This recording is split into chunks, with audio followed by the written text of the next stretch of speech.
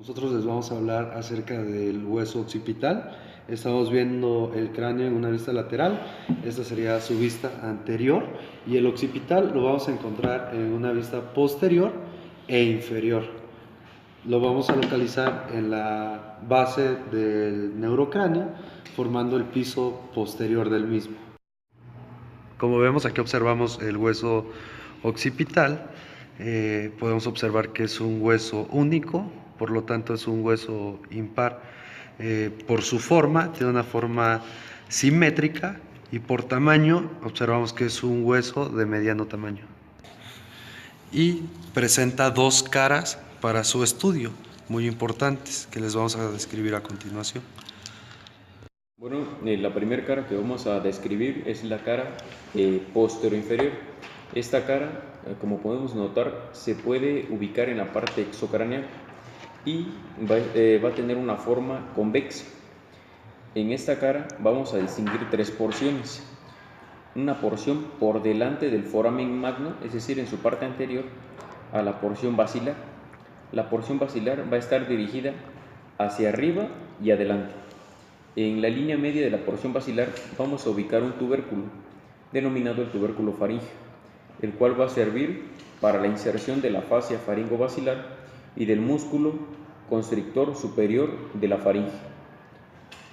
Ya que hemos delimitado la porción anterior, ahora vamos a delimitar la porción posterior del foramen magno, que por su forma la vamos a denominar escama del occipital o concha del occipital por su forma. En esta parte, en la línea media, vamos a poder observar la cresta occipital externa y que va a terminar en la protuberancia occipital externa. De la protuberancia occipital externa a ambos lados se va a originar la línea nucal superior, y en la cresta occipital externa a ambos lados se va a ubicar la línea nucal inferior, que va a terminar en la apófisis yugular. Estas dos líneas van a presentar rugosidades, las cuales van a servir para diferentes inserciones musculares. Ahora vamos a describir a ambos lados del foramen magno dos eminencias articulares denominadas los cóndilos del occipital. Los cóndilos del occipital tienen importancia ya que forman la articulación atlanto-occipital al momento de entrar en contacto con las carillas articulares del atlas, que es la primera vértebra cervical. En la parte posterior de los cóndilos del occipital podemos observar una depresión profunda denominada la fosa condyle, en cuyo interior se va a formar el conducto condyleo, que más adelante revisaremos qué estructuras lo atraviesan. Y le vamos a estudiar la cara antero-superior o intracraneana, que es cóncava, y en ella se van a distinguir tres porciones que se van a encontrar alrededor del foramen magno.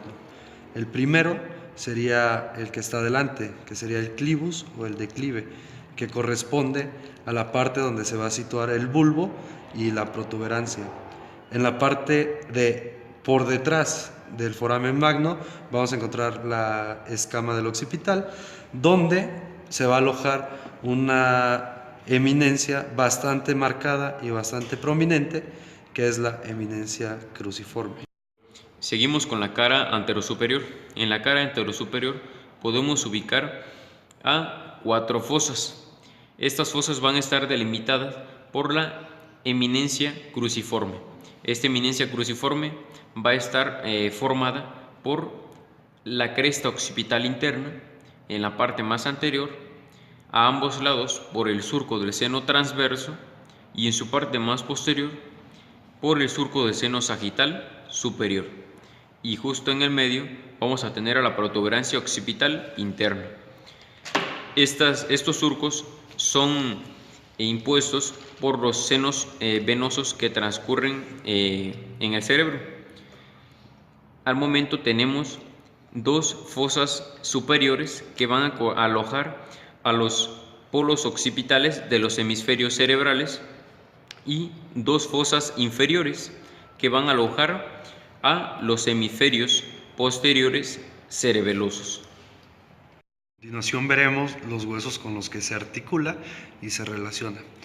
Vemos que en la porción basilar, en la parte anterior, se articula con el hueso esfenoides en su parte del cuerpo.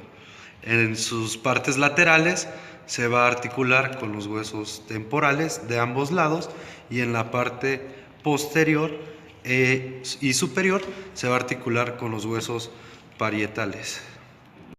También se le va a estudiar la articulación atlanto-occipital, donde se va a articular los cóndilos del occipital con las carillas articulares de C1 para los movimientos de la cabeza. A continuación vamos a revisar los forámenes principales que se dan o se originan en el hueso occipital. El primero que vamos a ubicar va a ser el conducto condilio. El conducto condilio va a estar ubicado en la parte exocraneal, en la parte posterior de los cóndilos del occipital, en el interior de la fosa condilia. El conducto condilio va a permitir el paso de una vena condilia emisaria y una arteriola.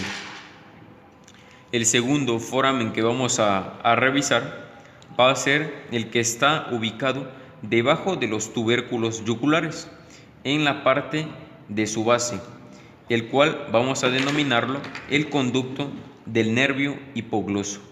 El conducto del nervio hipogloso, ubicado a ambos lados en la base de los tubérculos yugulares, va a permitir el paso del nervio hipogloso.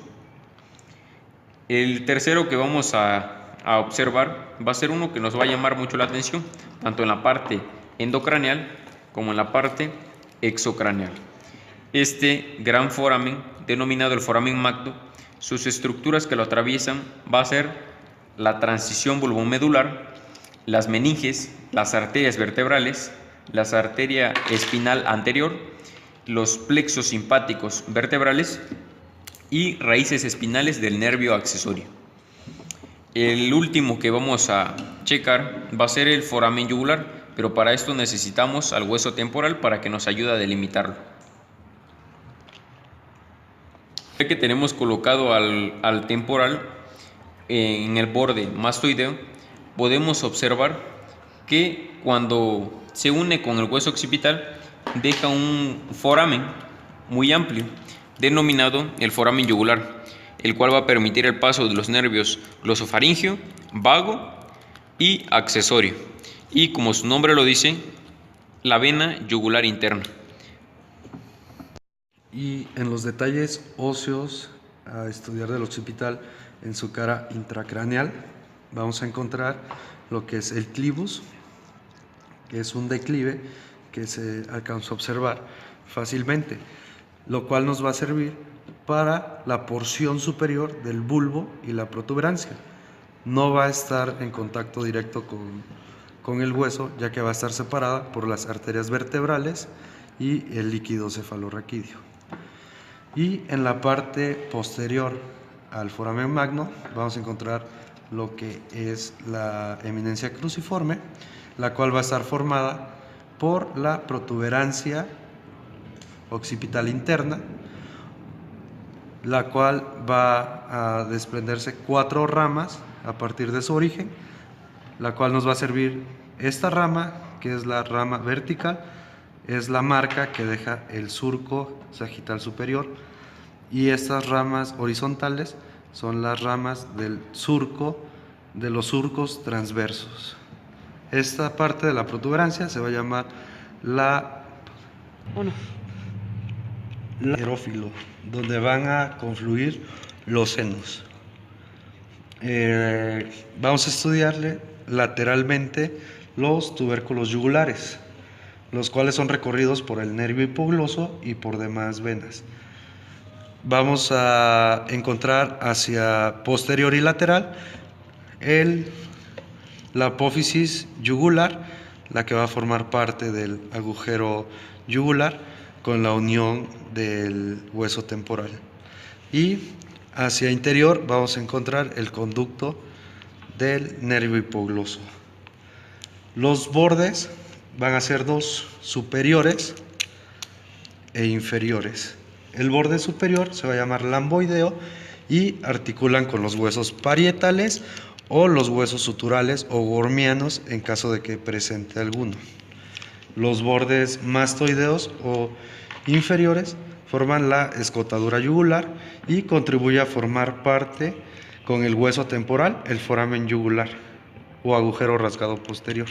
Vamos a checar lo que son los detalles óseos e sus inserciones en una parte exocraneal. El primero que vamos a checar va a ser el tubérculo faríngeo, ubicado en la línea media en la porción basilar. El tubérculo faríngeo va a prestar inserción a la fascia faringobasilar y el músculo constrictor superior de la faringe. A continuación vamos a checar lo que es la cresta occipital externa y la protuberancia occipital externa. En la protuberancia occipital externa va a prestar inserción al ligamento nucal.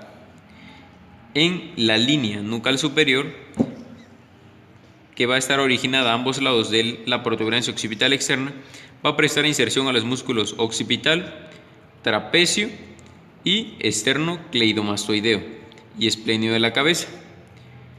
En la línea nucal inferior, ubicada a ambos lados de la cresta occipital externa, va a prestar inserción a los músculos recto mayor y menor posteriores de la cabeza. Entre estas dos líneas, tanto en la línea nucal superior y la línea nucal inferior, se va a insertar el músculo semiespinoso de la cabeza, denominado complexo mayor. Ahora vamos con los ligamentos que se insertan en la parte exocraneal.